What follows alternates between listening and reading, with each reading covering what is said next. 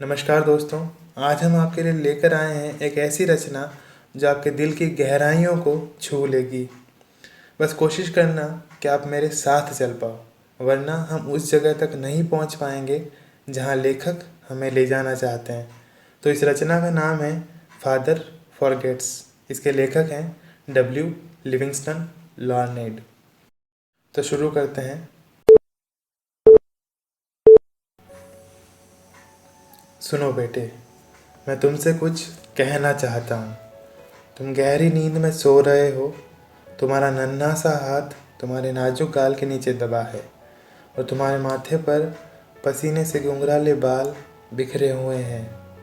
मैं तुम्हारे कमरे में चुपके से दाखिल हुआ हूँ, वो भी अकेला। अभी कुछ मिनट पहले जब मैं लाइब्रेरी में अखबार पढ़ रहा था तो मुझे बहुत पश्चाताप हुआ। इसलिए तो आधी रात को मैं तुम्हारे पास खड़ा हूँ, किसी अपराधी की तरह। जिन बातों के बारे में मैं सोच रहा था वो कुछ इस तरह हैं। मैं आज तुम पर बहुत नाराज़ हुआ। तुम जब स्कूल जाने के लिए तैयार हो रहे थे तब मैंने तुम्हें खूब डांटा। तुमने टॉवल के बजाय पर्दे से हाथ पोंछ लिए थे। तुम्हारे जूते गंदे थे, इस बात पर भी मैंने तुम्हें कोसा। तुमने फर्श पर इधर उधर चीज़ें फेंक रखी थी, इस पर भी मैंने तुम्हें बहुत भला बुरा कहा।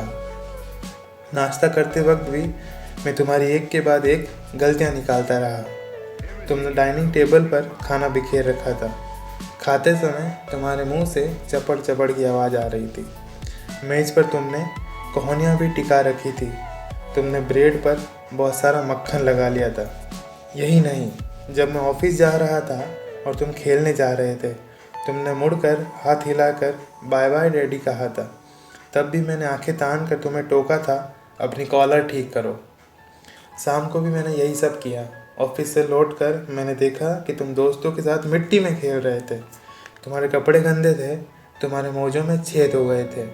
मैं तुम्हें पकड़ कर ले गया और तुम्हारे दोस्तों के सामने तुम्हें बहुत अपमानित किया। मोजे महंगे हैं, जब तुम्हें खरीदने पड़ेंगे तब तुम्हें इनकी कीमत समझ में आएगी। ज़रा सोचो तो सही, एक पिता अपने बेटे का इससे ज़्यादा किस तरीके से दिल दुखा सकता है। क्या तुम्हें याद है जब मैं लाइब्रेरी में पढ़ रहा था तब तुम रात को मेरे कमरे में आए थे कि जिसे सहमे हुए हिरण के बच्चे की तरह। तुम्हारी आंखें बता रही थी कि तुम्हें कितनी चोट पहुंची है और मैंने अखबार के ऊपर से देखते हुए तुम्हें पढ़ने में बाधा डालने के लिए फिर डांटा। कभी तो चैन से रहने दिया करो, अब क्या बात है। और तुम दरवाजे पर ही रुक गए। तुमने कुछ नहीं कहा, तुम बस भाग कर आए, मेरे गले में बाहें डालकर मुझे चूमा और गुड नाइट करके चले गए। तुम्हारी नन्ही बाहों की जकड़न बता रही थी कि तुम्हारे दिल में ईश्वर ने प्रेम का एक ऐसा फूल खिलाया था जो इतनी उपेक्षा के बाद भी नहीं मुरझाया। और फिर तुम सीढ़ियों पर खटखट करके चले गए। तो बेटे, इस घटना के कुछ ही देर बाद मेरे हाथों से अखबार छूट गया और मुझे बहुत गलानी हुई। ये क्या होता जा रहा है मुझे? गलतियाँ ढूंढने की, डांटने डपटने की आदत सी बढ़ती जा रही है मुझे। अपने बच्चे के बचपन का मैं यह पुरस्कार दे रहा हूँ। ऐसा नहीं है बेटे कि मैं तुमसे प्यार नहीं करता, पर मैं एक बच्चे से ज़रूरत से ज़्यादा उम्मीदें लगा बैठा था। मैं तुम्हारे व्यवहार को अपनी उम्र के तराजू पर तोल रहा था। तुम इतने प्यारे हो, अच्छे और सच्चे। तुम्हारा नन्हा सा दिल इतना बड़ा है जैसे चौड़ी पहाड़ियों के पीछे से उगती हुई सुबह।